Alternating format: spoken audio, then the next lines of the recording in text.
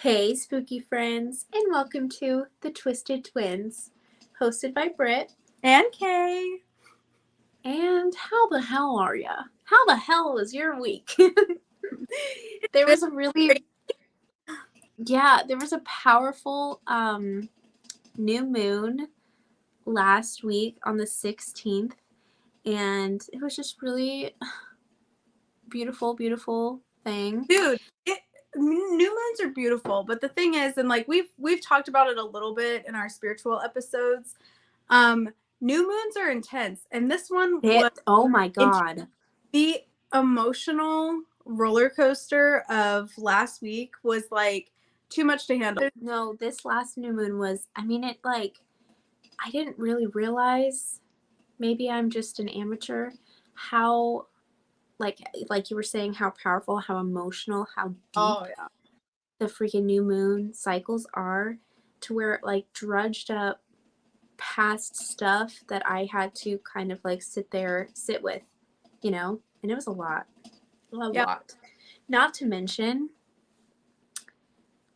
so not this weekend, last weekend, I went out with a couple of my girlfriends for lunch, and we went to this antique shop in like our little downtown area, and just like perusing around. Antique shops kind of creep me out anyway, because it feels like really heavy for me personally, but I was called to this object, and I picked this object up and said, "You're coming home with me, motherfucker." And I bought it, and I brought it home. Well, red flag. Red fucking flag. Did Brittany remember to cleanse said item? Oh, I can answer that. Experience of dealing with Brittany, that's a no. Did Brittany do anything to protect herself from whatever could be latched onto this item? No. And when I tell you some spooky things were happening in the house, I was like, okay, this is a lot. This is a lot. Like, whole objects were being moved, and oddly, But anyway, as soon as I was like, okay, like third time's the charm, after like the third creepy incident, I was like, all right, let's break out my cleansing tools and cleanse this shit, because damn. My husband's like, just get rid of it. Just get rid of it. And I'm like, no, it is mine now. I am going to cleanse it. And if it's still bugging, after the cleanse, then I'll get rid of it. But no. I got it, bitch, it's mine. And so then I cleansed it. I'm going to post a little video on how I cleansed my item, because I thought it was like really in depth and cool, and y'all might be interested. But ever since then, like literally no, knock on wood, no issues. It's honestly such an overlooked step, and a lot of people go to, even like I have a lot of crystals. I've got a lot of spiritual items, a ton, and I love them, and I am one of those people that will spend a lot of money on a lot of spiritual stuff. And when I say that, even when I get them from not just like a hand-me-down place, but when I buy it like brand new, you have to cleanse your stuff, because it's, especially like crystals, for example, they hold on so much energy. And like when we've gone to Sedona, every single time, and it's so silly because you're like so excited to unpack all the fun stuff that you got, and you like set it up all over everywhere, and then you're like, man, whew, I'm tired, good night. And then all of a sudden you're getting woken up by like, and you're like, oh, too much, like you're getting freaking mentally shook, like, oops, I totally forgot. Like there was one time, all of us, including Britt's husband and our old little homie Lexi, we were all doing a group meditation after I got a ton of shit from Sedona and didn't cleanse it. And we were in my room all doing a group meditation. And it was too much. It was like already the four of us, it was too much energy. But then on top of that, all of that energy that we brought back from Sedona, it was just a lot. Cleanse your stuff. Yes. Smoke Yeah. cleanse.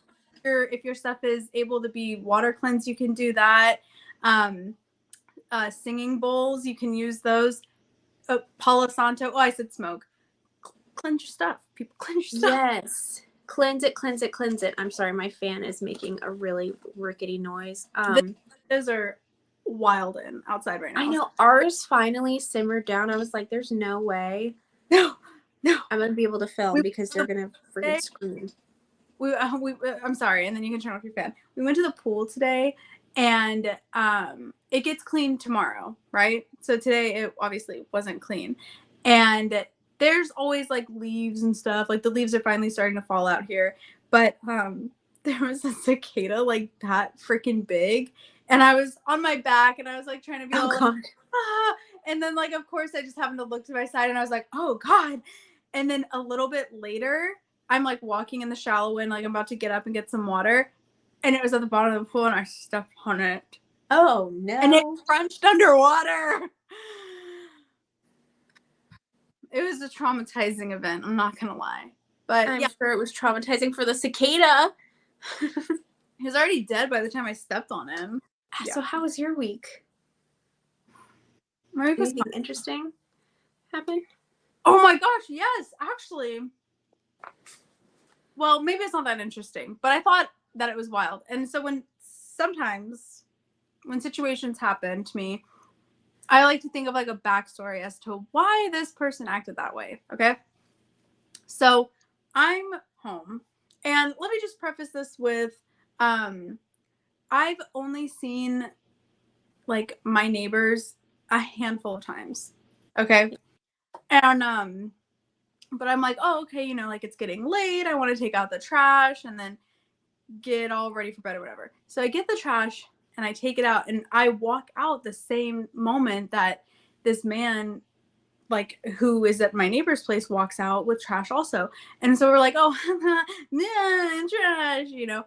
And and he's like, here I'm going like, meet cute uh-uh. Kayla.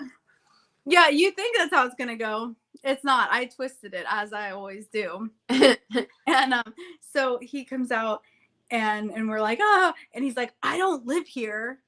And I was like, okay. And he was like, I'm just staying here for a couple weeks. My buddy, he lives here, and like you've probably seen him, but like he normally stays at his girlfriend's house downtown. And so like I'm just staying here for a couple weeks. And I was like, oh, okay. And I like don't even have a chance to get out any real words in the amount of time that he's like speeding up and saying this. And so I'm like, oh, okay. And he was like, yeah, he's just letting me stay here before he sells it. He's gonna sell it in a couple weeks, so I'm just gonna stay here, and like that's who I am. And I was like too much information. That's suspicious. And like so spazzy too. And I was like, okay, cool. And then I don't remember if anything else happened, honestly. It was like such a like weird thing. But then I come inside and shut the door, and my kids are like, ew, what was that? I was like, dude, I don't know. This guy is weird. I was like, yeah, I think he murdered our neighbor. And so then we like put a chair up against the front door, and we're like, we're good. We're totally chill. But I haven't seen him since. And I saw the neighbor that lives there on Monday, but I haven't seen him since. So immediately I go to the family group chat, and I'm like, oh my gosh, this just happened. And I like said exactly what happened. And I was like, the way he was acting, I think he probably murdered my neighbor. And then like he goes back inside, and his like gang of murderers are like, what was that? Like, who were you just talking to? Like, you just gave it away. So that's really the only interesting thing that happened to me. And it was only because I made it interesting in my head. So, you know, they say you can't manifest your own happiness, but you can manifest your own entertainment for sure. Interesting thing that happened all week. No, I have a missed call from Kayla because being pregnant, I also am sick. I'm getting over strep right now. Freaking Writing on excuses as to why she didn't answer the phone. Yeah. And I'm exhausted. I go to sleep at like 8:30 max now, especially during the school week. Are you kidding?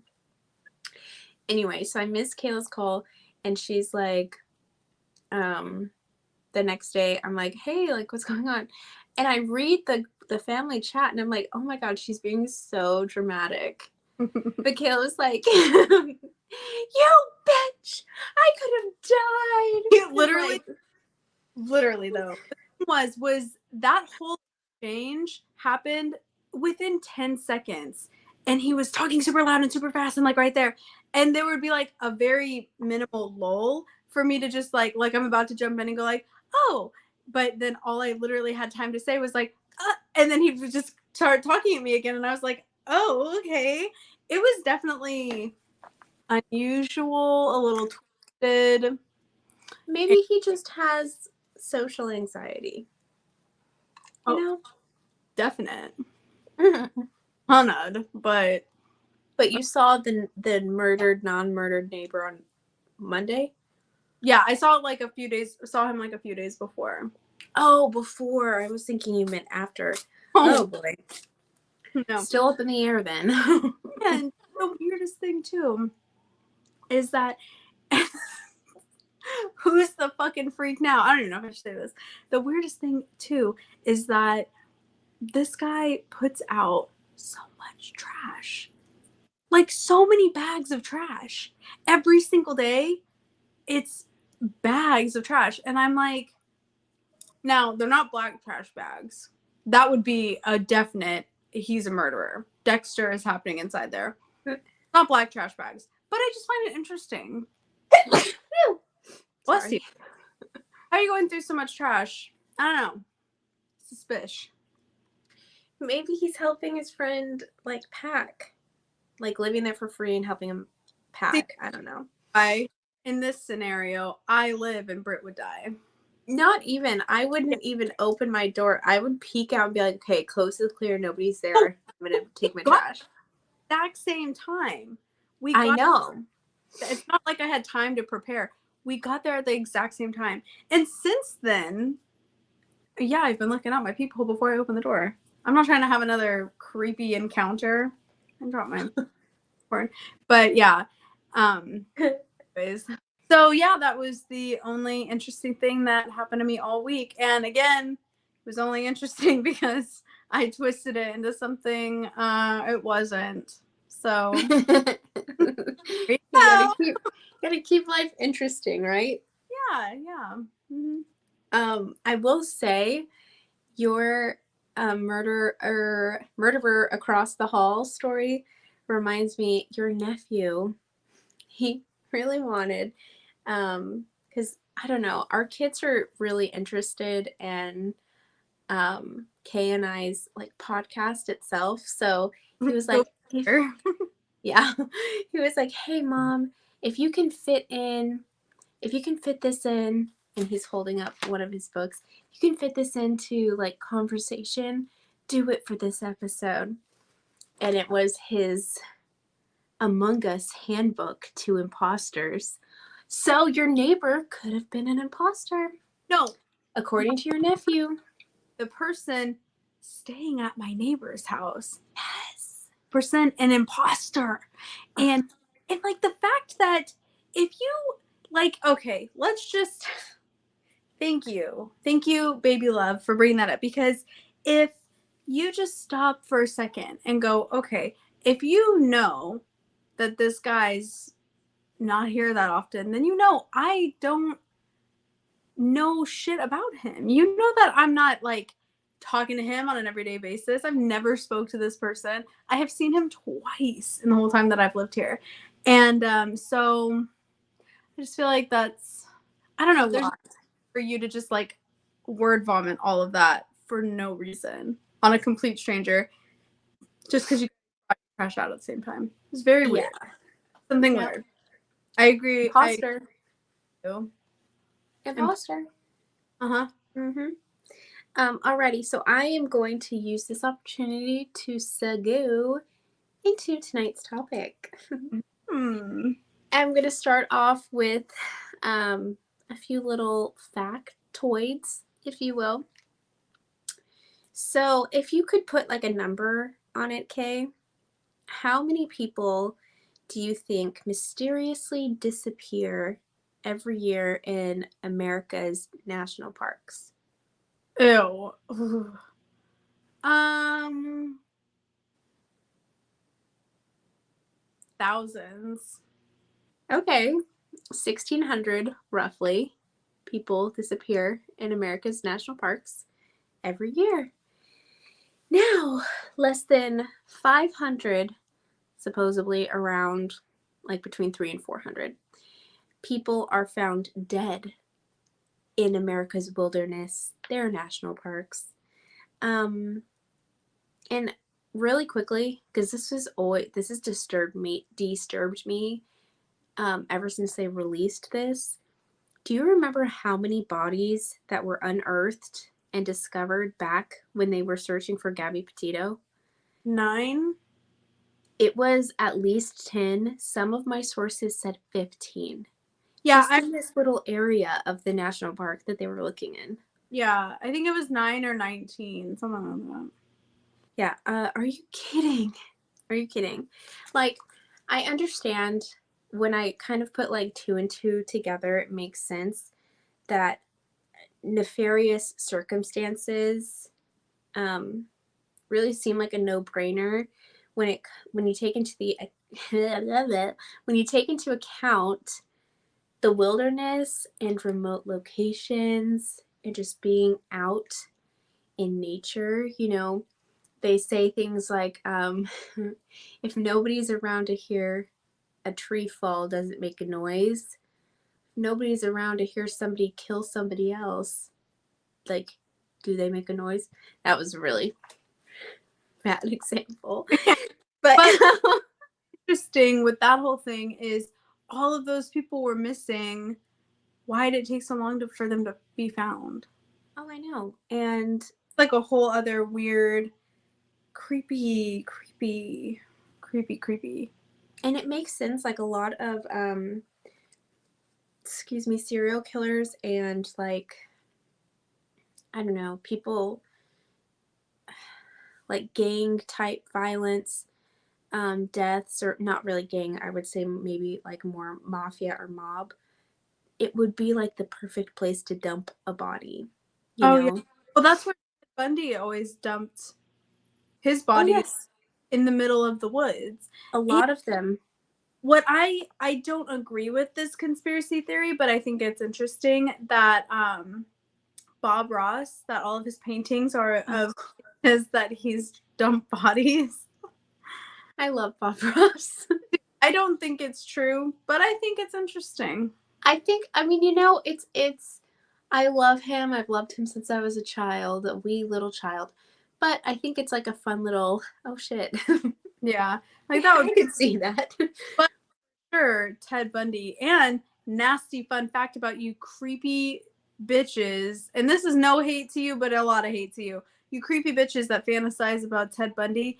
He would go back to those dead bodies until they were so far past decomposition that it was unbearable, and he would do nasty things to them. They That's were putrefied, is what yes. they say. I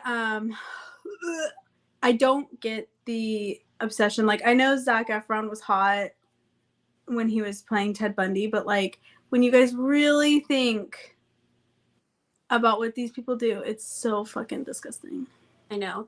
And he's one of many. Like I can name like five serial killers who choose, wilderness areas to Mm, not only commit their crimes, but to dump their victims. And it's just really awful and sad. Um, so one of my favorite urban legends, which, I've seen kind of like, oh, this isn't an urban legend. This happened to my cousin's friend, like this is real. But it was something that was always told at like a camp out or like a sleepover.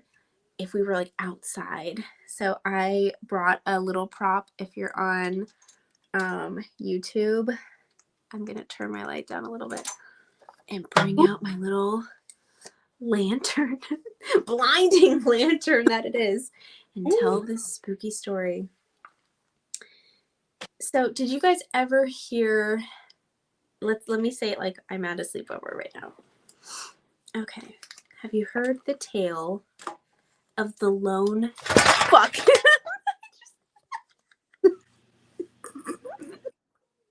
Of the lone fuck. Don't talk. It's a really sad story. No, I spit. My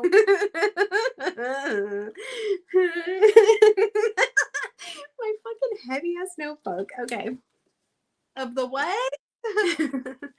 Have you heard the story of the lone camper? No. So this lone camper, it's either, I've heard it a few ways, where she's a lone camper or where it's like two camper girls go camping together. And they're like, the twisted fucking twins go camping together. I would die if this ever happened to us. And as far as I know, everything is going good, everything's dandy, whatever. And when the camper / campers go to sleep for the night, you know, everything's normal, everything's Gucci. They might hear like a snap, like a tree branch, like a stick snapping, fucking tree breaking in half, a tree falling. But they were there, so it made a sound. No, who's that fucking tree cutting down dude on TikTok? The Thor. Oh, Thor something too fucking much anymore. But so they go to sleep, everything seems fine. They might hear some like a couple little bumps in the night, but nothing crazy. And then they go the next day and they're like, "Oh, let's take some nature shots with our digital cameras." And they go on their digital camera and they're like, "What? Our storage is full." And they go to, click through their storage, and someone in the middle of the night took their camera and took pictures of the girls sleeping in their tent in their sleeping bags. See, this could never be me because we go camping quite regularly and I am a very light sleeper, especially when I'm out in the wilderness. Like, yeah. Nah, fam, that shit ain't even happening to me. The second I hear like a little zzz is the second that I'm oh like, my gosh. there's I no know. fuck that. I know. The first time I had heard it, I remember where we were. We were in Oregon and we were in our cousin's backyard. In the tent. And we were telling scary stories, and this was a scary story. But at that time, digital cameras were not a thing. So it was a disposable camera. So the girl didn't even know about the pictures until she got home and developed the film. And then she was like, holy shit, someone took my picture. Yeah. Dun, dun, dun!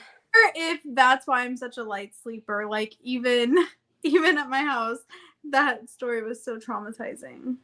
I know. I mean, it is like, but I mean, I could see it being completely real, you know? Oh, yeah. Okay, so if you guys haven't guessed it, we're talking about wilderness gone wrong this episode.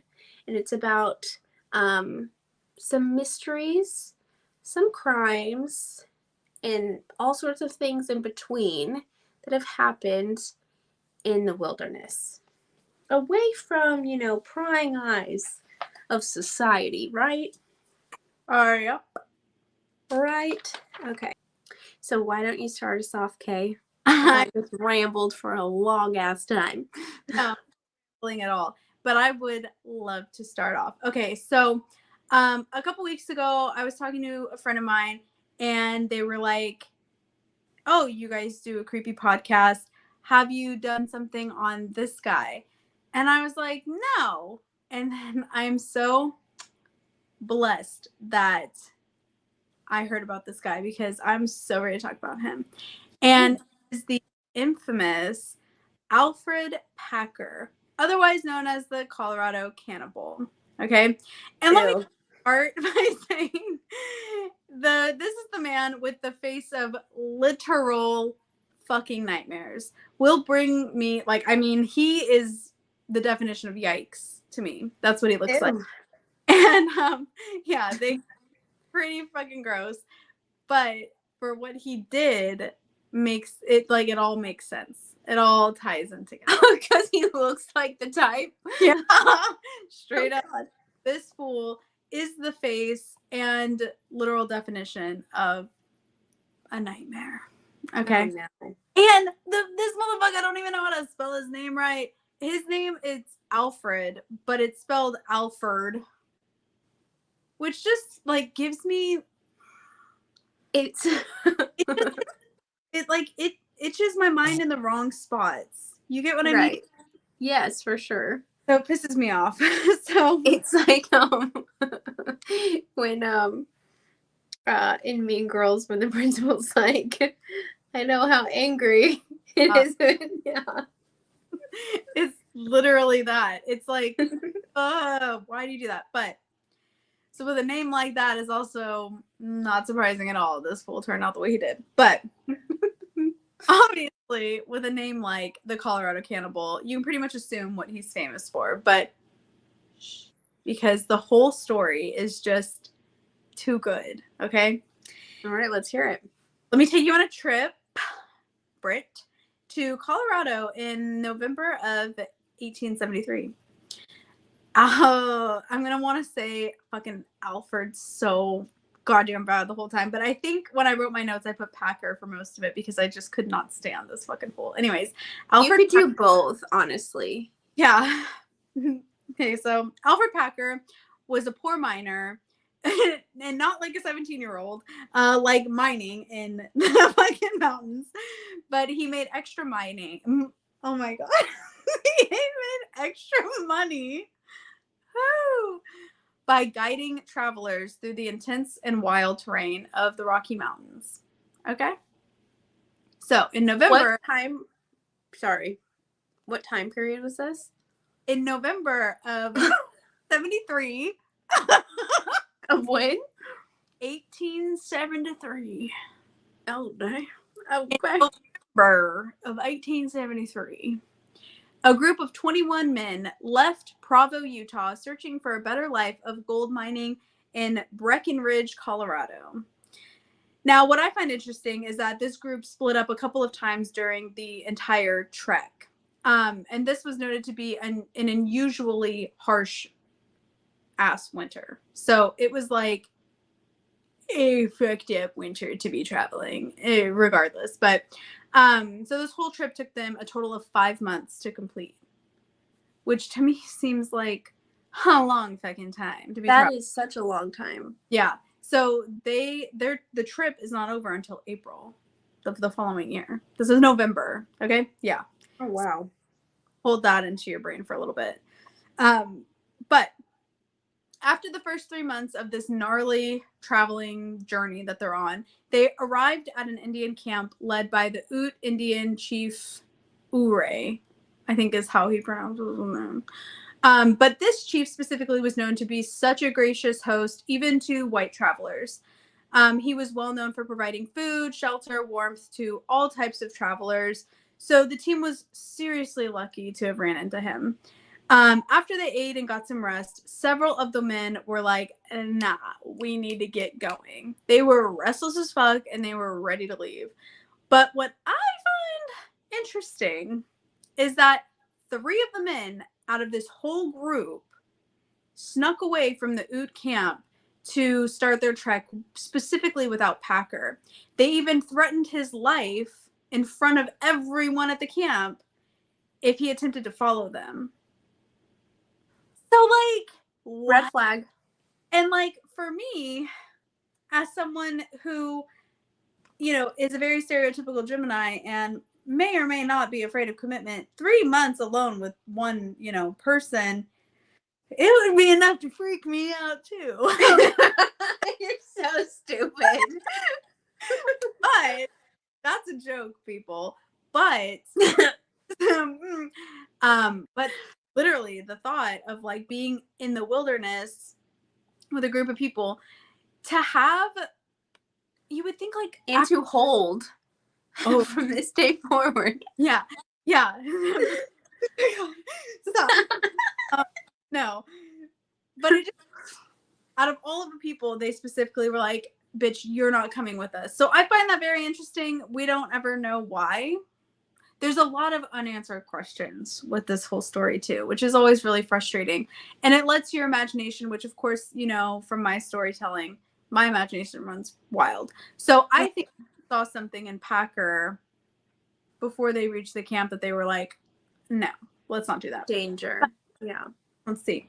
So, like I said, what did they see in Packer during those first 3 months that they were like, fuck you, you're not coming? I don't know, but it's wild. So, Packer, almost out of like spite, I feel, but it's how like the articles we're reading. But Packer gathered and convinced 6 other men who were determined to continue the trek to form a group with him and leave. Okay. And mind you, this is going against the encouragement from Chief Ure for all of them to stay until the weather let up a bit. But Packer of 5 other men headed out to finish their trip.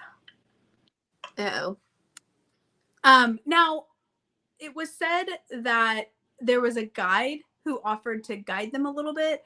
I think it might have been one of like Chief Ure's homies, soldiers. I don't know that, but because he was such a great person, I think he might have like offered up one of his guys to be like, oh, guide them as far as you can. But yeah, needless to say, I don't know that for sure. But a guide offered to guide them as far as he could until his horses could go no further, and then he turned around. That man was the last man to see all 6 travelers alive. Oh no. A bit of a spoiler, I know. Forgive me. So now, in April, 2 months later, in April of 1874, Packer arrives at the Los Pinos Indian Agency looking surprisingly fit for a man who just made his journey and also completely alone. Oh no. Yeah. Obviously, everyone's like, ooh, where's your fucking crew, homie? And Packer stated that he was separated from the other 5 travelers during their journey, and he just survived on rabbits and rosebuds. Which, like, fucking rosebuds, right? I'm like, whoa. But you look surprisingly fit. Like, you look healthy on a fucking rabbit and a fucking rosebud. Fuck out of here. Bullshit. In the middle of this unusually harsh winter. Oh no. Okay. But everyone's like, okay. So at this time, Packer is claiming to be broke as fuck. And he was trying to sell off like random shit that he had for like dirt fucking cheap, which is weird too. Like he had a rifle and he was trying to sell it for $10, which I don't know the currency exchange, but the recordings make it seem like, why the fuck would you try to sell this rifle for only $10 if you're so broke too? Like that's weird. Yeah. So he was saying that he was trying to get back home to Pennsylvania as soon as possible. Huh. Okay. From Colorado? Yeah. So some of the men agreed to take him to like a little shop place and help him buy supplies for his journey home to Pennsylvania. When one of the men that took him there noticed that Packer had a skinning knife that he knew for a fact belonged to one of the men that was traveling with Packer. So he was like, what the heck? But this motherfucker didn't say anything at first. He just kept it to himself. Which, like, when you're thinking about it, it's like, well, you've been traveling with these guys for 5 months. But then you think about it again. Those 3 dudes in front of everyone were like, Deuces. we're not coming with us or we're going to kill you. Like, so it's all these things had to have been going through this dude's head specifically. Like, how did he get that fucking knife? And where's my friend? You know, whatever. I don't know. Yeah. Then this broke ass fool Packer starts spending a gang of money on like stupid random shit. He even offered to lend a saloon owner like $300. And it's like, I thought you just said you were broke. Right. Like, how all of a sudden are you spending all this money, and now you're offering to like lend this fool some shit? You don't even know him. And I thought you were wanting to go back to Pennsylvania. Like, obviously you're wackadoodle. So, like, obviously at this point, once he starts spending money and acting like kind of like a fool, everyone's like, where is your crew? What happened? And we don't believe your story. So right then, this group of men were like, you're a lying ass bitch. We're going to hang you right here on the spot. Oh. Just straight up. But this general that was at the Indian agency stepped in and interrogated Packer for the truth. So let's start with his first confession. And I am going to read it word for word. Oh, fuck. Okay. Like, this is ye old fucking English shit, okay? I should have got my glasses. Old Man Swan died first and was eaten by the other 5 persons about 10 days out of camp. 4 or 5 days afterwards, Humphreys died and was also eaten. He had about $133. I found the pocketbook and took the money. Sometime afterwards, while I was carrying wood, the butcher was killed, and the other 2 told me accidentally that he was also eaten. Bell What? shot California with Swan's gun, and I killed Bell, shot him. I covered up the remains and took a large piece along. Then traveled 14 days into the agency. Bell wanted to kill me with his rifle, struck a tree, and broke his gun. Okay, this is not the part that's ye old English, my bad. It comes over in a minute and it's like, what the fuck? But so this confession led to Packer being arrested and placed in a jail cell that was basically just a log cabin. So they're like, okay, so you lied about what happened. You obviously didn't get separated, and you are saying that you killed someone. Like, we need to kind of dig in a little deeper. We're just going to arrest you for now and try to figure out what's going on. They put him in this log cabin, and he escapes. Oh. Like, literally just walked out of a log cabin or jail cell or whatever it's considered. So he escapes the jail cell, and he isn't captured for 9 years. What the hell? He was hiding under an unknown alias in Wyoming, working with some of the original guys that left Utah with him. Some of the original 21 guys.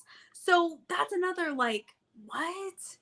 Like, how do you not know? And like, who knows if like he met back up with them 7 years later and they just don't remember. I don't forget faces. So I Yeah. find that's weird. But If whatever. you're doing like a month-long expedition, I feel like he would remember the guy.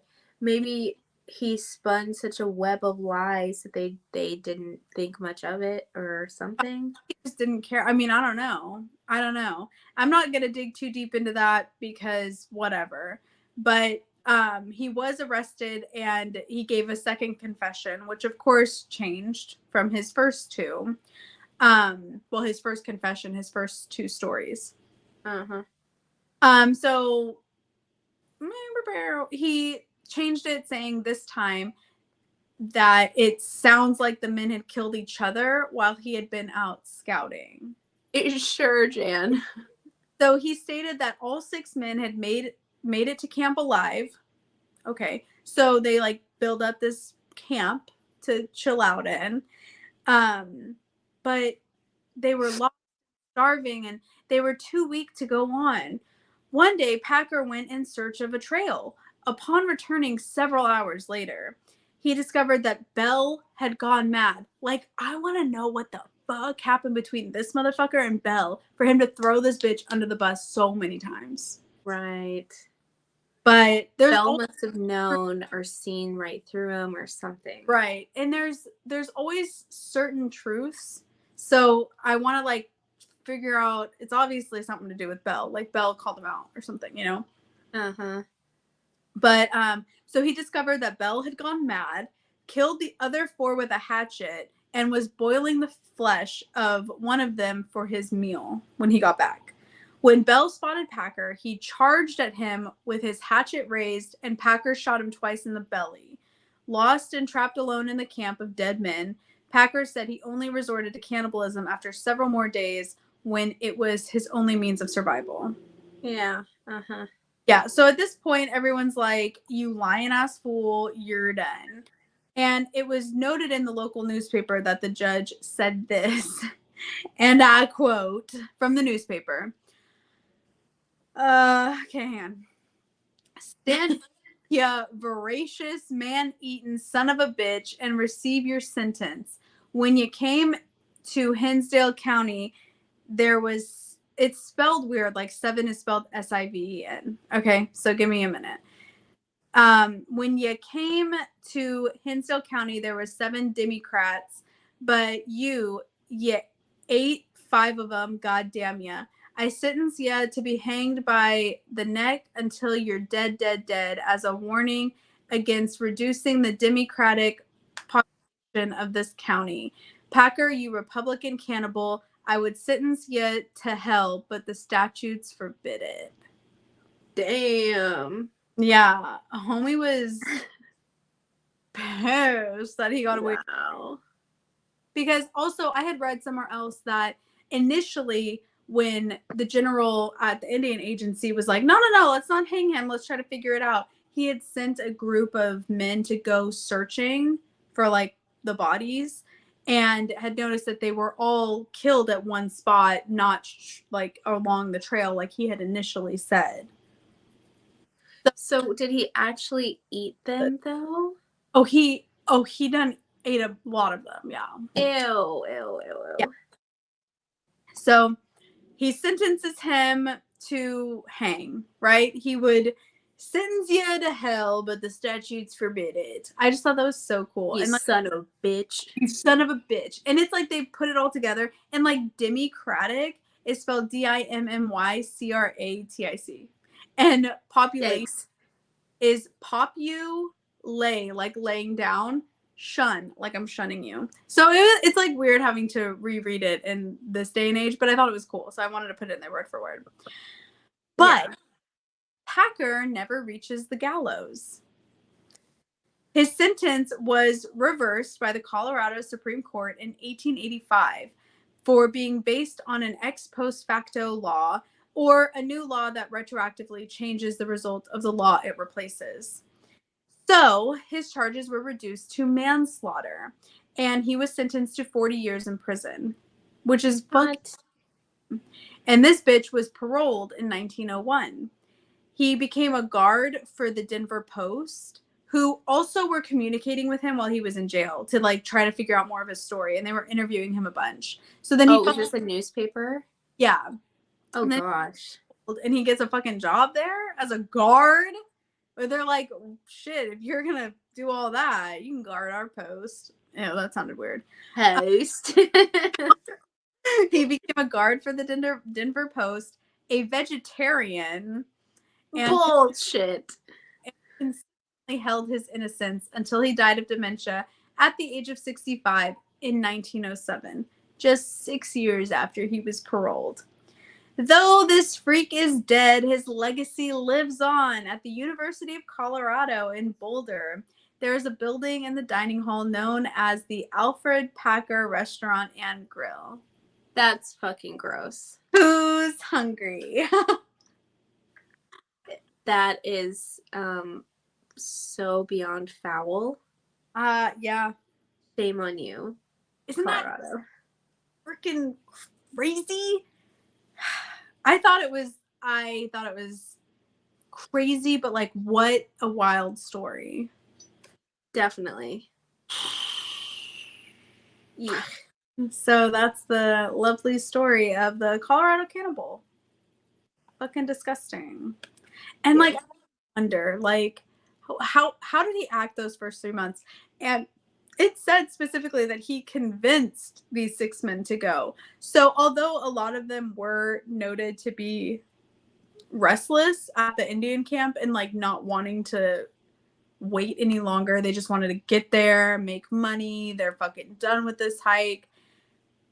It's interesting that 3 of them were like, if you follow us, we're gonna fucking kill you. So I don't know what type he was, but you can tell by the way he looks that he'd be a freaky ass motherfucker.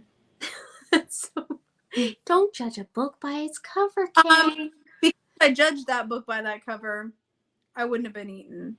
I would have been one of those 3 people like, you try to come and join us, I'm gonna kill you. Yeah. So, Britt, I'm gonna just like toss it on over to you now. Okay, here we go. Buckle up for safety. This one's a little heavy. Excuse me. So we are going to travel across the pond to Worcestershire, England. Worcester. I'm going to say it how the pronunciation says. I can't do Worcestershire. Okay? Now. Huh? Worcestershire? That is what you would think. That is what you would think.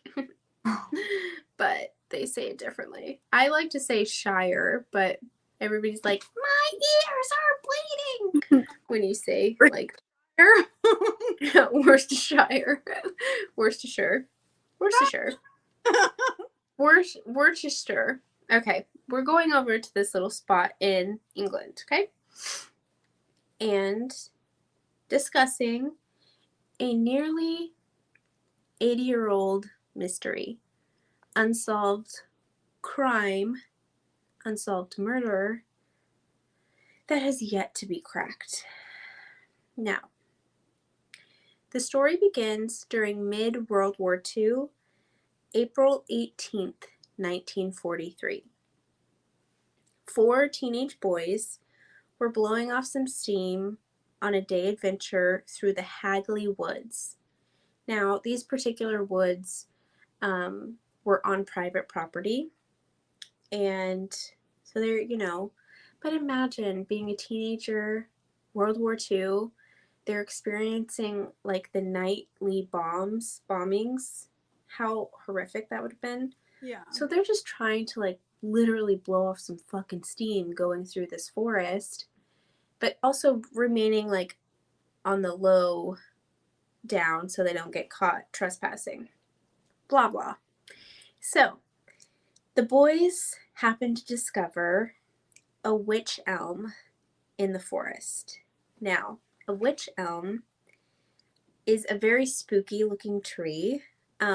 It kind of reminds me of the tree in Sleepy Hollow that Ichabod like rides up on and he sees it, and it's kind of, I mean, Tim Burton had an eye when he designed that set and that tree specifically. But I'd like to say maybe he pulled some inspo from a wych elm because it does look very similar to that. It's like the branches are like this. It's kind of hollow on the inside. If you're on YouTube, I'm holding my arms up to show you. So, but also, if you look at this particular tree, it's kind of like the perfect tree to climb as a kid. I feel like if we had these near us, Kay, we would have definitely climbed them as children, much like these boys did. So, one of them in particular, named Bob Farmer, happened to climb the tree.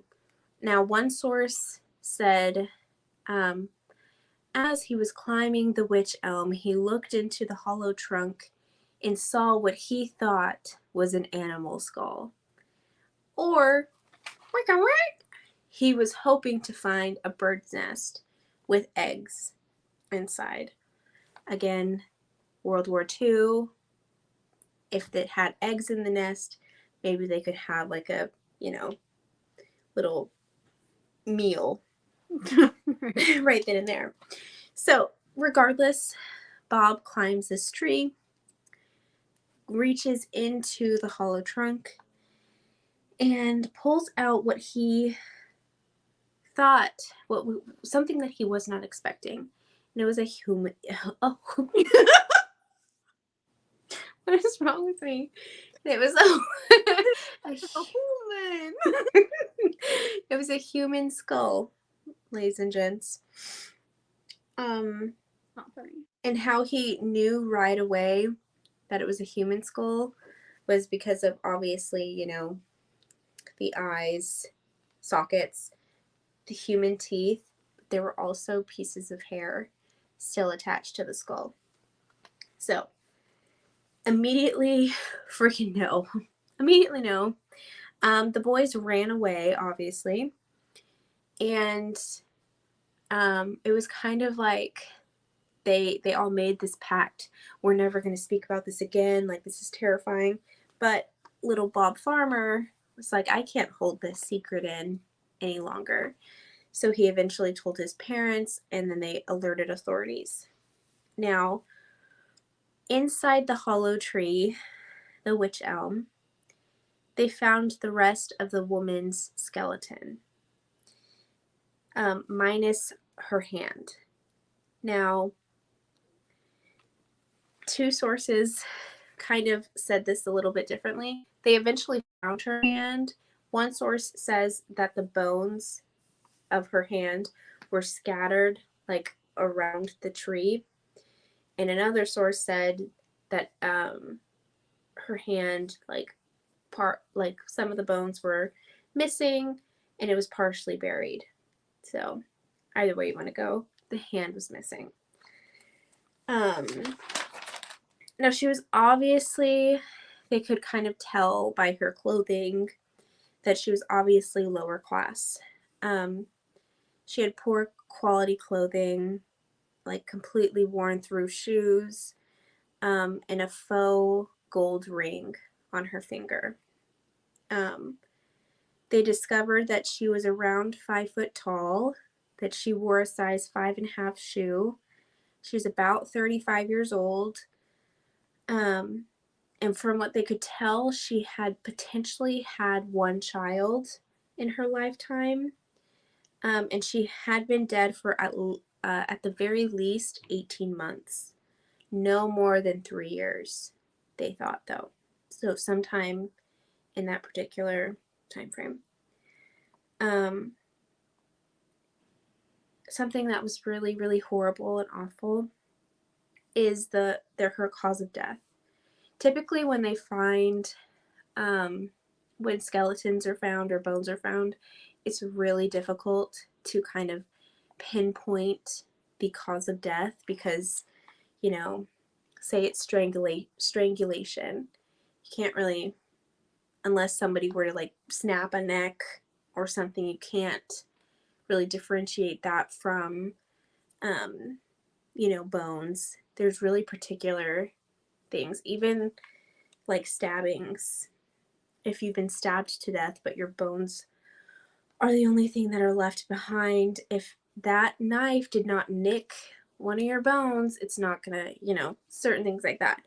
Unfortunately, in this case, they found a piece of her skirt. So she was wearing, if you think like the 40s, like a blouse and a skirt, piece of her skirt was shoved into her mouth, like far, far back behind her teeth, like molars.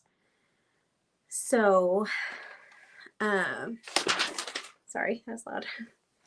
The police worked several angles on this particular case, and they were working extremely diligently. Like, I don't, for 1 second, blame the police force for this not being solved. Just with everything. Anyway, I'll get to it. One of the big angles that they worked on actually were her teeth. Now, bless her heart, she had some big ass teeth.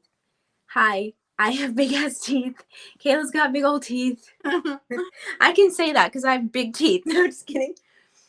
So her two front teeth happen to be sticking, at a like a very unique angle outside of her mouth, and the two of them were kind of crossed over. So they were like, okay. She also had signs of having certain dental work done. She was missing one of her teeth. So they're like, okay, so like her dentist would know this. Like it would be it's a very unique set of chompers right there. So unfortunately, after, reaching out to all of the local dentists, they were not able to kind of narrow it down or even find her provider, get any answers anywhere. Um, Now, with her shoes, they made a huge deal about this. They were able to actually, from her shoes, so I mentioned how they were like completely worn in. They happened to track down the particular shoe to the shoe factory that they came from. Excuse me. And then to the shops that they were sold at, like specifically her shoe size. So that was like pretty, like, Yeah. especially back then, pretty like respectable police work, in my opinion. Unfortunately, this led nowhere. They really couldn't figure out who the heck she was. Um, Now, by this point, the case went cold rather quickly. Um, about 6 months after, they had discovered her body, her bones. The World War II was still raging on, and by December 1943, a mysterious message was written in chalk. Now, before I say the message, there's a few different versions of it. I'm going to stick with the main one that was written the most. Um, because there's these cryptic messages from like now until 2019 that people are writing this around town, okay? So, and it was written in chalk, like graffitied in chalk on the side of a What building. was written from now until 2019? So, um, this particular message has been written multiple times from like 1943 to 2019. So at least 5 times that I counted. And the line or the phrase was, "Who put Bella in the witch elm?" And she's known as Bella. That's like her little, almost like Jane Doe, Right. Bella. Okay. Yeah. Um, it was written several times. Like there was one that was like, "Who put Lou Bella?" Um, Things like that. But like all in all, very cryptic, weird messages. Hmm. Um, Unfortunately, this woman was never identified. Um, Still has never been identified. Her story was never solved. They have done facial, uh, not facial reconstructed, what? um, where they take her skull and They like regenerate what her face would have looked like. yes, I can't think of the phrase or gosh darn it. Anyway, they have, done that with her skull, kind of shown what she most likely looked like in real life. Still to no avail. But this hasn't stopped the theories as to what has happened. Because what about humans and mysteries go like hand in hand? Let's solve a damn mystery, is Yeah. what, us humans like to do. So I'm going to go over kind of like my favorite theories, or the top theories that I kind of was like, oh, that's interesting. So the first one would be a dark magic. So potentially Bella, this is the tale, okay? So potentially Bella betrayed her coven, in a really, really big way, and was ritualistically slaughtered or executed by them. Now, remember her hand was removed. Um, a lot of researchers believe that it has to do with a certain black magic ceremony known as Hand of Glory. So they remove the hand, do some sort of ritual with it. Um, the forest itself also had natural belladonna and witch hazel growing within it, which, belladonna, oh gosh, I believe it's deadly nightshade is like Yeah. its OG name. And those are very common, like witchy herbs. Now, unfortunately, this theory is likely false. Um, Oh, I'm sure it is. well, only because if you think about it, her hand and the bones of her hand were most likely scattered, removed from her body and scattered by scavenging animals.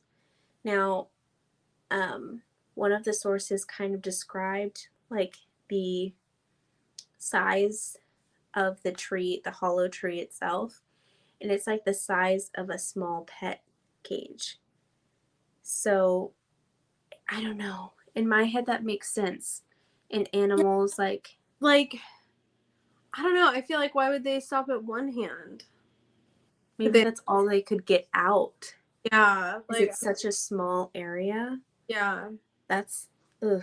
That's all I was thinking. Um. Now, sorry. Turn the page.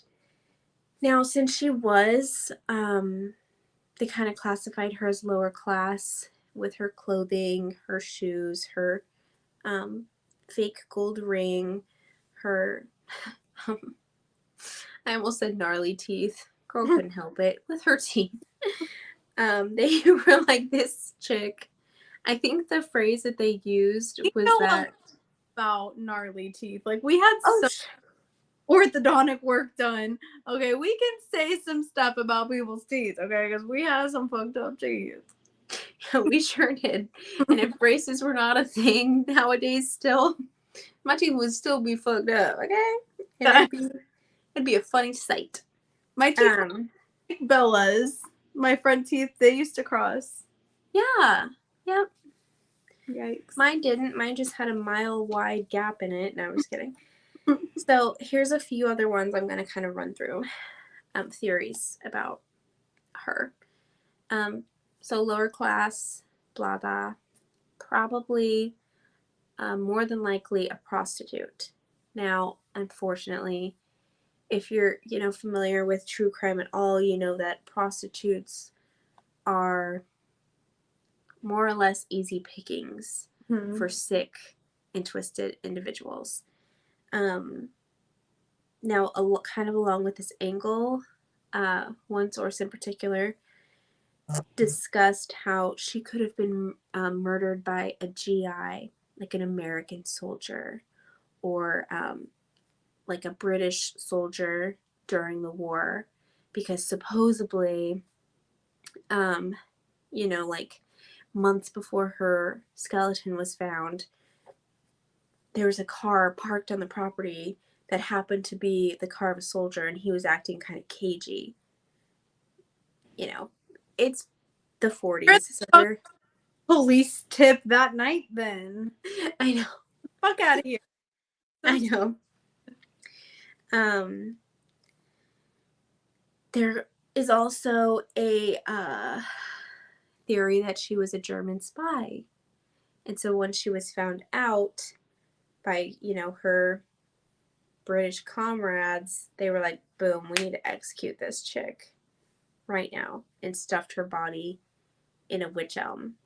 I feel like when you try to speculate about a murder, nothing's off the table. The fucking teenage boys could have done it. I mean, at that point, it's like there's so many different ways. If they, it gets me, it really grinds my gears when like we have the ability to do such deep DNA research these days. Like if it's still a closed case and like people are still writing who put Bella in the witch elm. Like, why would that not be okay? You know what? Let's just fucking see what pops up with her. You I know, know. she had a baby. Potentially. Potentially, is Yeah. that baby Well, survived? and I didn't see this in any source. And I don't know if maybe it was like absolutely not, like that was already kind of something that, got crossed off the list quickly. But in my head instantly, so these woods were on, and I didn't write down his name, I apologize, were on a part of a lord's property. And his home, like he had groundskeepers and private security guards that kind of patrolled. That's who pulled over the quote unquote GI soldier in his car guy. But I'm like, what about him or Yeah. any of his staff or any of that?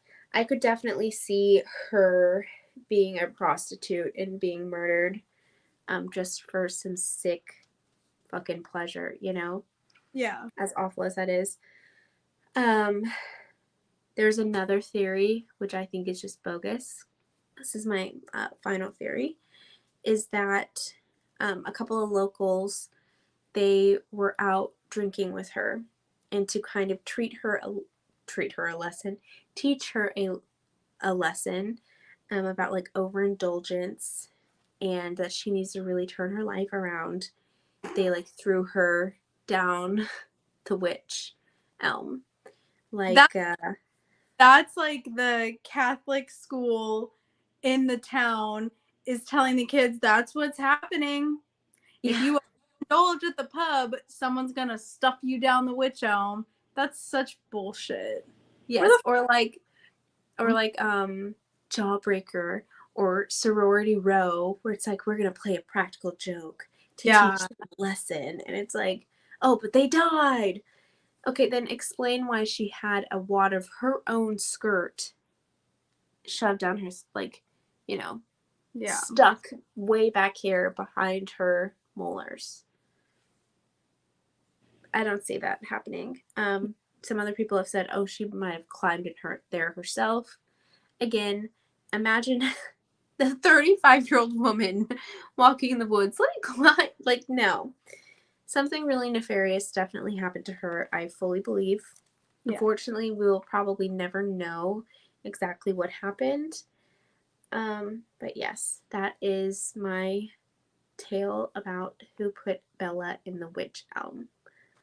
Okay, now during my research of the infamous Packer, Alfred Alfred Packer, um, I was I was like, okay, what do I want my second story to be about? What I'm thinking back and forth, and I go, oh my gosh, that kid that was like all over social media with like the eyes like that kid that went missing for a few days in Montana. I was like, I want to pull up his because I thought his story was interesting. I read the article of it, I think the day that they found him. And then I also saw a TikTok about this kid that went like a little deeper. I don't think what they said was true because I didn't find that in any of the articles I read. But anyways, let's get into it. I have two, but they're pretty short. So I just found it interesting. Both of mine, spoiler alert, are going to be about children that have gone missing in the wilderness, but only to be found a couple of days later, alive. That's weird to me.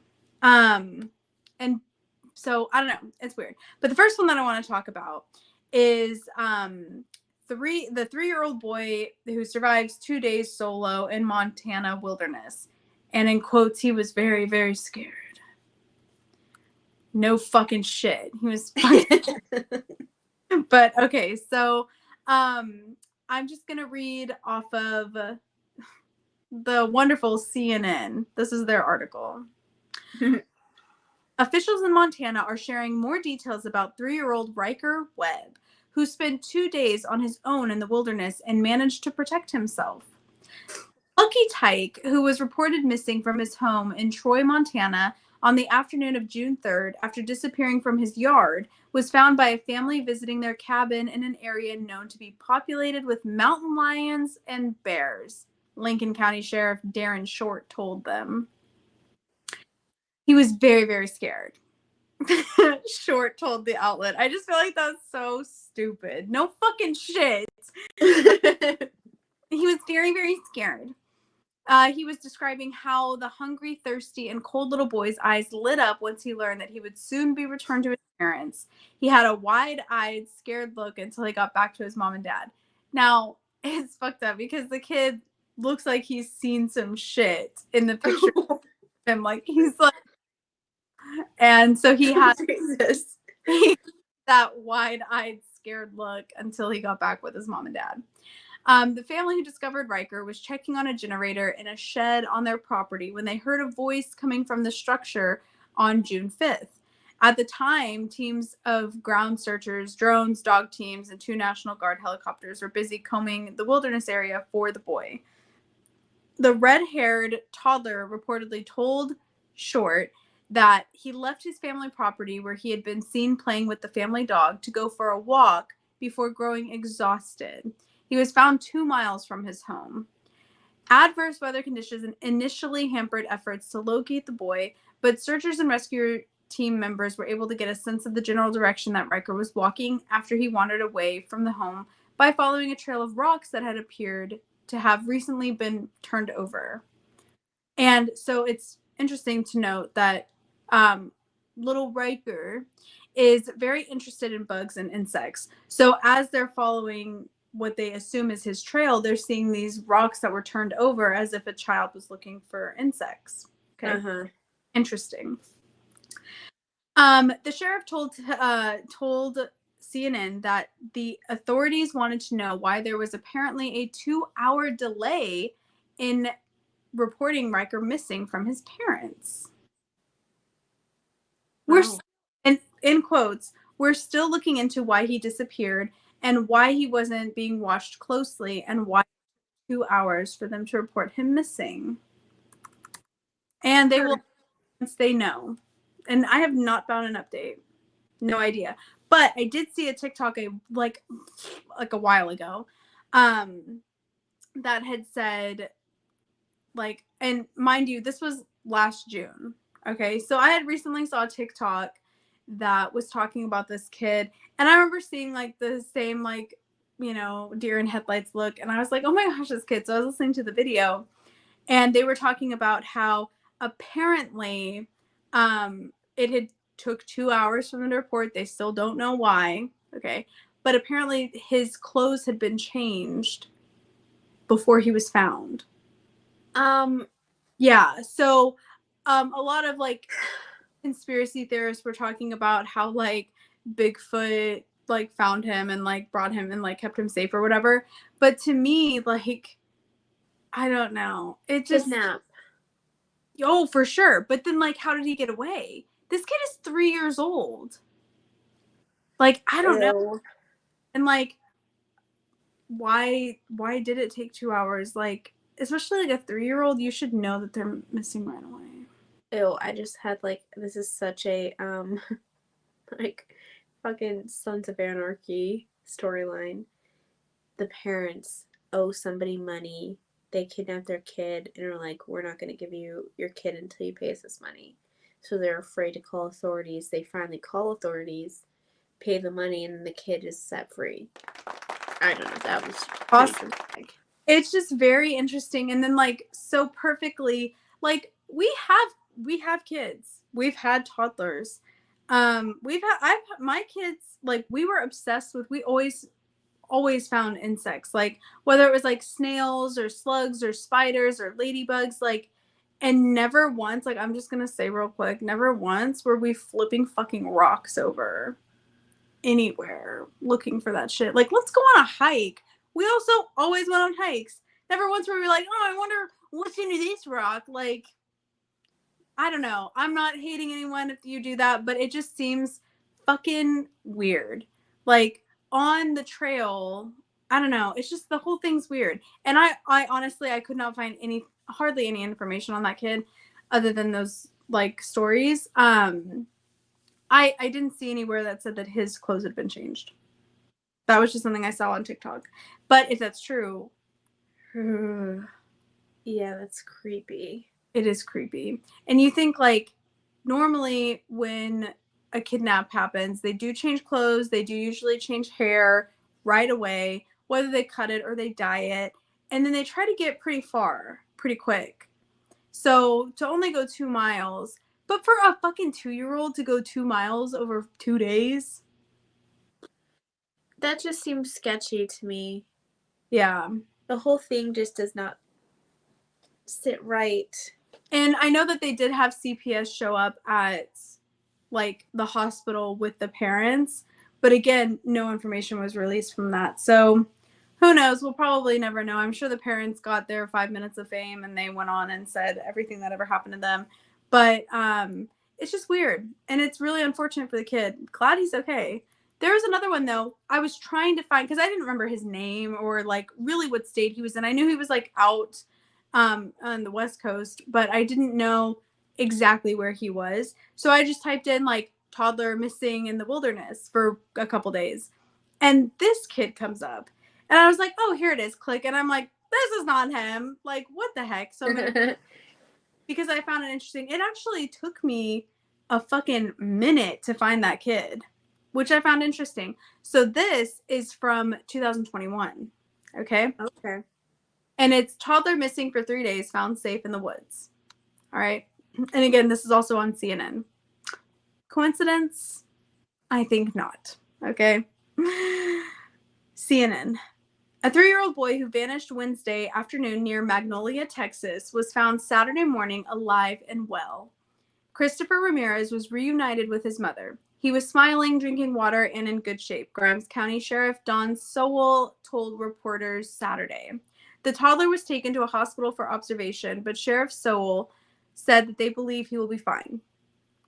The situation appeared much more dire a day earlier when the child's mother urged people to come forward with information. He needs his mom. Please help me, she said in Spanish. Gone in an instant. CNN has a flair for the dramatics, and I can say that because I'm a very dramatic person myself. Gone. The boy had disappeared around 1:30 p.m. Wednesday, moments after returning home from running errands with his mother and grandmother, which, like, it's just, like, not a good time. Terrifying. Ramirez had chased after a neighbor's dog while the adults unloaded the car. The dog returned, but the boy did not. And the family started looking for him. After about 20 minutes, they called the police. Police used four-wheelers, dirt bikes, drones, helicopters, 2 teams of dogs, and heat sensors without luck, which also seems like what the fuck. More than 100 volunteers and several other agencies aided in the nonstop search. Deputies even drained at least one pond. Oh my God. Yeah. Authorities said crews also searched vehicles in the area after they learned the boy was known to hide in cars. I'm not. Hey, okay, never mind. I'm not going to say anything. Yeah. Finally, on Wednesday, a good Samaritan located the child 5 miles from where he had gone missing, which also, okay. Last night, I was in Bible study that we have every other Friday. And there were a number of people talking about this little boy that's been lost. And it was news to me. The boy who found Ramirez said, the man who found Ramirez said in an interview, I was prompted then by the Spirit to say, you will go look for that boy. You will search the woods. The following morning, the man said he decided to go help the search effort. Less than 2 hours later, he said he heard a noise. At first, he thought it was an animal. Instead, it was the little boy that so many people had been searching for. Picked him up. He wasn't shaking. He wasn't nervous. He was calm, the man said. Sheriff Sowell acknowledged Saturday they still are not sure how the boy was able to survive on his own for 3 days in the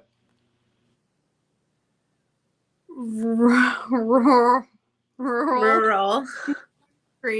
heavily wooded area between Houston and College Station.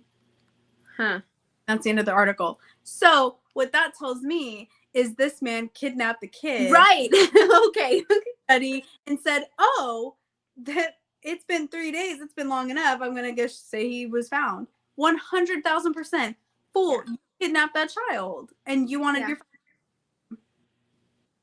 But also, what the fuck are the parents doing? He's a toddler who's known to get into Climbing cars cars or just cars in general. or Yeah. to chase after a neighborhood dog while you're putting groceries away. No. And the dog returned, but the boy did not. Ugh. Uh-uh. I'm not saying, I'm just saying, what the fuck?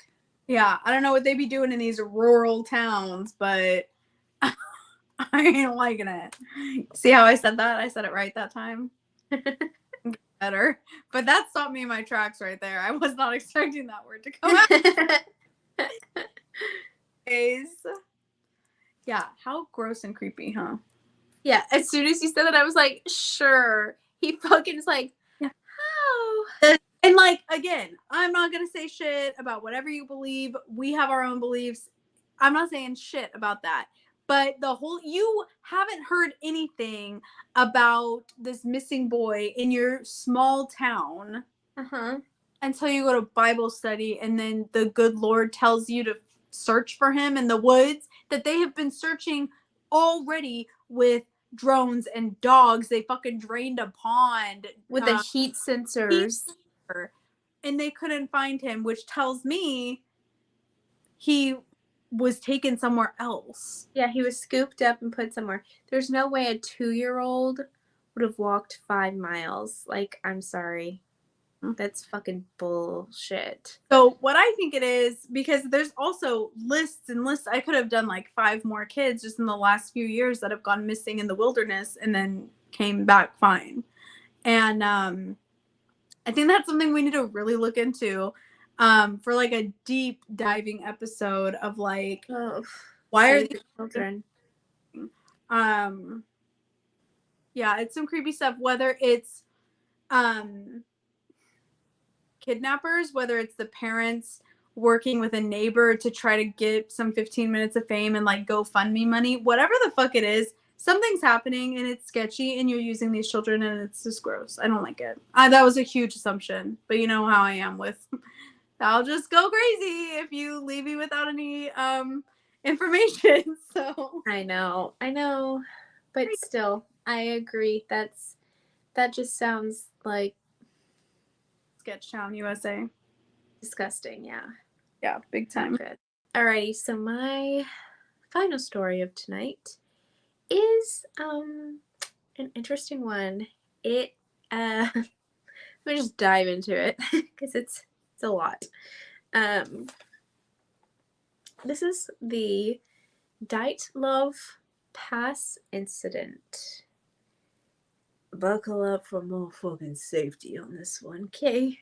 Click it in. So, February 1st, 1959, 9 experienced Soviet hikers who ranged from students, friends, engineers, made their trek up the snowy slopes of the Ural Mountains. Now, this trek, they had planned it out. Like I said, that they were very experienced hikers. The leader of their group was a man called Igor Dietlov. So that's why they kind of named this incident after him, Dietlov incident. Mm-hmm. There was 7 men and 2 women a part of this hiking group. And during this, expedition trek, if you will, with this group, they were expected to be gone for like roughly 10 days ish. Not only is this Siberia, Russia, it is like an intense, climb up a snowy mountain with, sub-zero temperatures. So, anyway, little backstory. So during this time, the hikers kept regular journals, took lots of photographs, and even had like their very own little newspaper as a keepsake for their trip. And the last thing that they had transcribed in this newspaper was, and I quote, "We now know that the snowmen exist." End quote. So, Like like the abominable snowman? we'll see. We'll see. So, nearly 26 days after the group failed to contact their, because there actually was a survivor of this particular group. He had stayed behind at like one of their little pit stops before their like large trek up the pass, because he was under the weather, yada yada. Anyway, so 26 after they had kind of contacted him and then returned from their trip, a search party was formed. Now, the first discovery was the group's tent. Now, I'm going to send you the picture, and we're going to pop it on the screen. Basically, let me try to describe this. Think of like a slope of a mountain. They cut into the slope kind of like at a 90-degree angle to put their tent at this 90-degree angle to where they're protected by the snow behind them, like a part of the slope.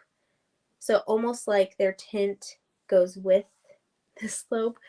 The picture, if you're watching YouTube, is going to make more sense. I'm going to also have the pictures on our YouTube, not YouTube, Instagram. So you'll be able to see it there. It's kind of confusing. Anyway, so they technically cut into the snow, which is like hundreds and hundreds and hundreds of feet of snow on this goddamn peak, that they cut into, to put their shelter, their large tent shelter. Um, so the rescuers had kind of found the tent, saw like part of it sticking out of the snow. They unburied it and noticed. I'm sorry. I went down the wrong tube. Oh, you're fine. And they noticed that inside the tent, everything was nearly untouched. Now, there was even an untouched plate of food. All of their supplies were there, a flask of vodka, and maps for their, adventure. Everything was untouched except a large slash in the side of the tent, almost like a need for a hasty escape. Yeah. So, turning the page. Sorry. Now, okay, here we go. So not only were the slopes covered in lots and lots and lots and lots of snow, the temperatures are so low there that footsteps leading from the tent were actually still intact. So from that slash in the side of the tent, there were footprints still intact with the snow because it's so cold. Not only did they make a wild escape from their shelter, but their footprints showed that they were barefoot in sub-zero temperatures, no less. We're talking like negative 20 degrees at night, not even counting wind chill. Okay? So, according to one of the search party members, this is kind of yucky, they all drank and toasted the missing hiker's safe return with the team's flask that they found in the tent. In poor taste, no pun intended, to me. Like, that's fucking cringy. Yeah. Now, it took a long time for all 9 of the hikers' bodies to be found. Not only is it like really fucking cold. It was winter time. But it took a lot of time because a lot of them were buried under snow. So, months later, all 9 bodies were recovered. Unfortunately, they were all deceased. Gruesomely and mysteriously deceased, might I add. 2 to 3 of the hiker groups, 2 of the 3 people in the group had died from hypothermia. 2 other men were discovered in only their underwear outside of the structure. And the placement of their bodies were just really odd. So they were frozen to death. And they were found underneath a large cedar tree. Now, this particular tree showed signs like near the top of like broken branches. Almost like, not only that, I forgot this part. Not only that, but pieces of human skin and blood. Like they were trying their fucking darndest to scale that goddamn tree, and then it unfortunately didn't work. They died. The tree landed on top of them. Um, so, but what were they running from? Right. Why did There all of them? footprints in the snow of like They, animals. oh, we get there. Um, so. Now, 4 of them had shockingly inconceivable injuries. And 3 of the sources that I was researching, they kind of described it as if you were a victim of a really horrific car crash. We're talking fractured skulls, broken ribs, large head gashes, crushed in chests. But the weird thing is they didn't have any like surface bruising, which on one hand I'm like, maybe because it was so Were cold. crushed. Say that again. Their bodies were crushed, but they didn't have any bruising. Yeah. Crushed from the inside. How does that I happen? don't know. I don't know. One of the now these 4 hikers, which is kind of eerie. Um,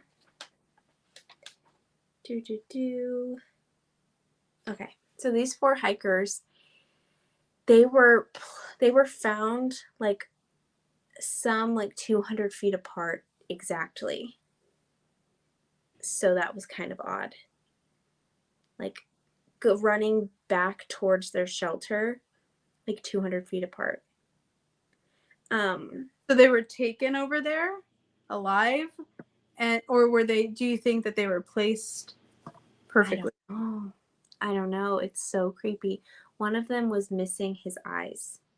Oh, But this isn't mommy. even the worst. This isn't even the worst.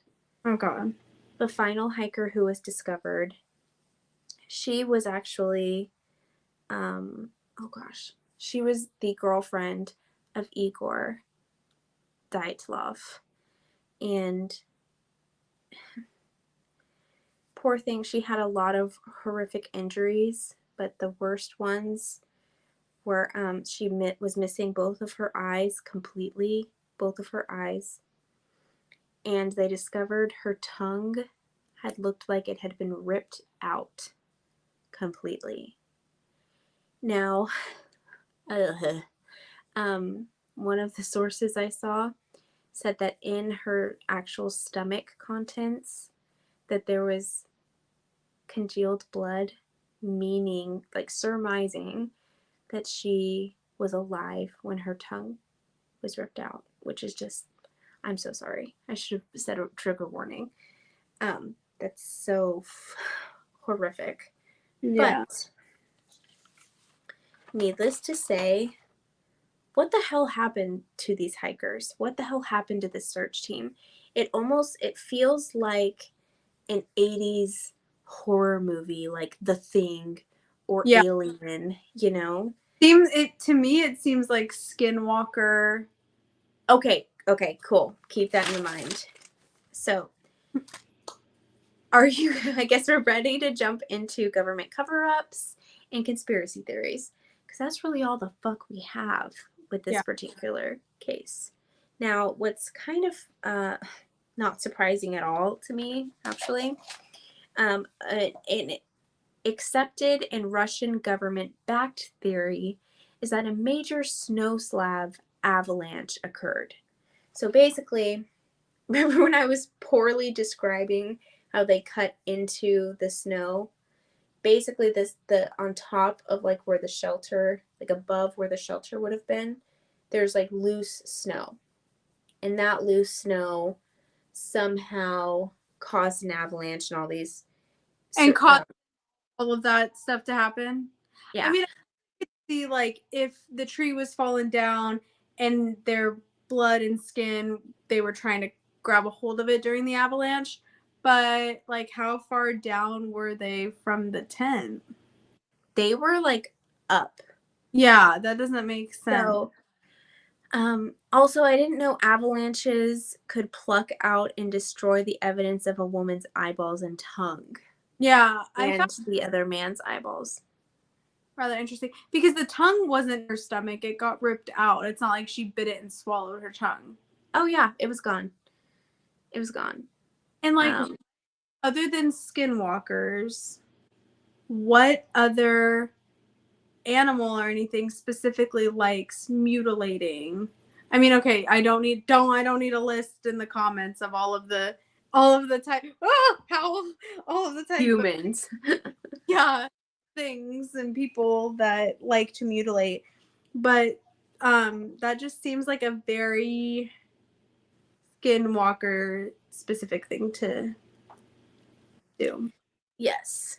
So, with that being said, the whole avalanche theory, I think, is a, But a, a poor excuse for a cover up yeah, because it's so um, it's easily so, explained away. yeah, it's so stupid. Yes. So, um, next theory is the abominable snowman. Now, was the Yeti out to kill these innocent hikers who were traveling? Now, in this particular area of Russia, there is a local tribe, and they are called the Mansi people. And they actually have um, this particular mountain. They hold on just one second. Oh, they call this particular mountain, like in English translation, it's just simply we don't go there. So it's like, well, why don't you go there, Mansi? Yeah. They also have a pretty distinguished belief, or uh, I guess, what would you say? Um, like they have a figure in their culture that very, very highly resembles a Yeti slash abominable snowman, who is a very angry being who would not bat any eyelashes in killing and mutilating humans. So I find that very interesting. And the fact that their last translation was the abominable snowman was real. Right. It specifically was, what was it? I'm sorry. I have one piece of my notes that flew out. I So um is we know that the snowmen exist. yeah. And And, it's like, we don't know for sure if Bigfoot, the Yeti, if um if they're in some type of thing like the same thing as skinwalkers where they are not in our they can be in our reality but they're not from our dimension. could be. So, but were there any footprints anywhere? Which, Um, honestly, if it was a cover up, the government wouldn't have put that in anyways. So I don't even know what I'm asking. yeah. I forgot to say this. Igor, when his body was discovered, he was holding a stick in his hand, like I keep saying branch, a stick, and had his hand over his face like this, like he was trying to protect himself.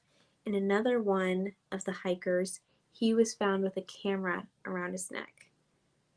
So what's interesting is, do you think the government allowed those photos to be published and distributed? No.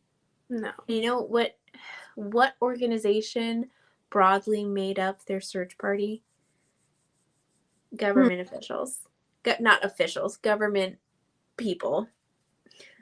So And it's Russia. I know. For real. In the 50s. Are you kidding? Yeah. So my next one is nuclear testing fallout, like radiation fallout. Um, because rumor has it that when these poor hikers' bodies were sent back to their families for, their funeral and their services, um, they looked really withered and old. Now their hair was like grayed or nearly white, and their skin was like a leathery orange color. Um, Now, the majority of the hikers were very young and healthy. They were all very experienced. There's no reason for them to have looked like this. Um, Well, I don't know what that type of hypothermia does to a body, like what it does to skin, but I can assume them being that scared turning their hair white. right. I don't know. And But even like a lot of them had, I mean, obviously hypothermia and frostbite. So yeah, having frostbite, I could see like a discoloration, but, I feel and like the rumor has it this. yeah, I feel like the government said they're not going to believe that it was an avalanche, so let's just throw out some conspiracy theory that's not the Yeti and just say we were testing stuff, radioactive stuff. Yes, That's what that sounds. Sounds like a bullshit thing again, too. I know. I know. Um, so, and then all sorts of different kind of like government testing, like, oh, they stumbled upon this experiment. They stumbled upon a Russian government agency who was testing certain like sound wave weaponry. So the sound waves can make you go crazy and cause extensive damage. I'm like, yeah. Let's Yeah, go past all that bullshit. I don't believe any of that. Um, my next bullet is UFOs. UFOs go with the Skinwalker thing because of Skinwalker Ranch. And I even said, like Skinwalker Ranch, question mark? yeah, Because according to locals, the Mansi tribe, and then locals of, surrounding villages or cities, even military people had witnessed glowing lights in the skies on that mountain and a lot of really strange activity. Um, so I thought that was kind of a pretty big sign. yeah. Um, there also is the potential for it being a madman murderer because they happen to find an additional pair of skis. Now, to further, Immediately, my mind goes to the Monsters Inc. That unbelievable snowman because he has yeah.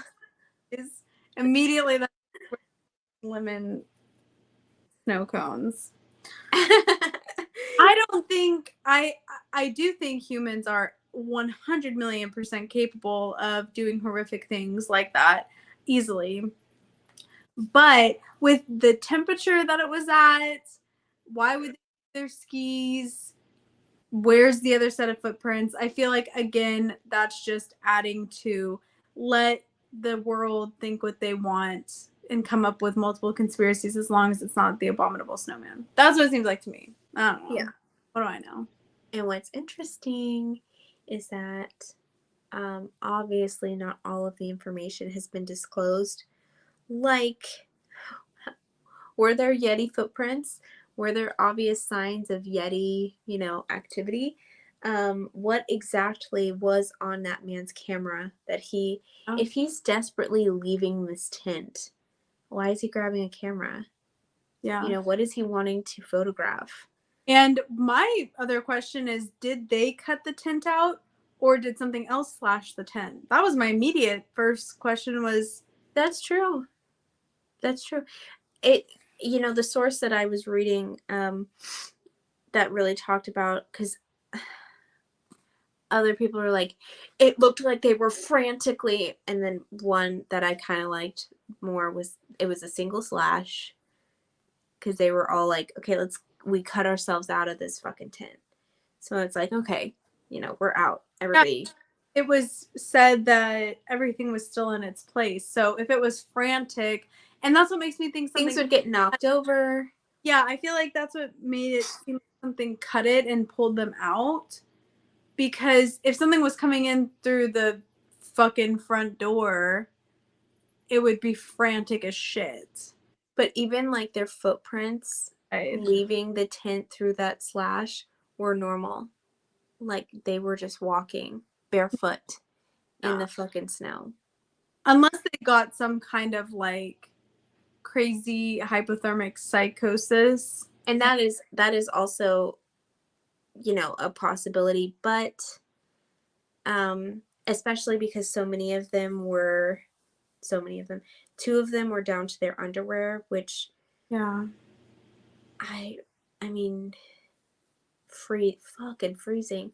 Oh, and four of the people who were found together with like the really horrific injuries, they were wearing each other's clothes. So it's like they changed in the way that their bodies were placed. It made me think like, okay, like I could totally understand the madman murderer who's like displaying them in like a ritualistic like killing type way. But also this person has to be able to withstand negative 20-degree roughly temperatures, and be able to orchestrate this entire thing against 9 people. Like it just seems a little odd. Yeah. um It's just one person. the Yeah, at the time, they were Soviet. It was Soviet Russia, obviously. And so 3 years after this horrific event, the mountain was completely closed down. So I'm like, For 3 years? mm-hmm. Dude, like people, it pisses me off about Mount Everest. I'm just going to make a random tangent because they leave dead bodies up on Mount Everest until they slide themselves down. Ew. Yeah, like people will be walking up Mount Everest and bodies will be coming down, like falling down, rolling down, sliding down. Yeah, it's disgusting because usually they die in areas that no one can get to safely. So they've been up there for 5, 10, 15, 20 years.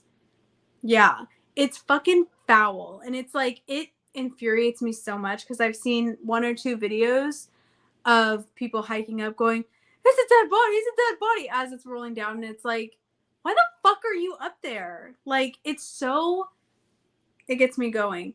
But that's obviously where I was going with that tangent was, why would you shut it down for 3 years if you weren't doing some kind of government testing as to what Thank happens you. when Exactly. Mount Everest people die and they just keep walking up? Yeah, and they're like, oh, it's open, you're fine. Yeah. I know. I thought the same thing. I was like, okay, so they closed the this particular mountain down for 3 years. Um, I don't believe that it was out of the kindness of their Soviet cold ass heart. Mm. Like I don't see that happening. But I mean, even nowadays, the Russian government, who is obviously no longer Soviet run, they're like, hey, snow slab avalanche. Okay. We're going to put those eggs in that basket because that sounds great to us. And it's like, but there's so many other, it just doesn't make sense. Yeah, it doesn't make sense to me either. Sounds like a I load of see, blah. yeah, I don't see, Avalanches don't remove eyeballs or Yeah. tongues. The only thing that I can assume, and I already said it with her biting her tongue off or whatever, or like if they were like squashed and then their eyeballs popped out, which I Oh feel like God. come out of other orifices. But that's not how they were found. They weren't found smushed. Crushed. Yeah. Yeah. So Yeah. I don't know. They're Interesting. it's very interesting, and it's a mystery that I mean, even to this day, don't know the answers to. But that is the Diveloff Pass incident. Thank you for.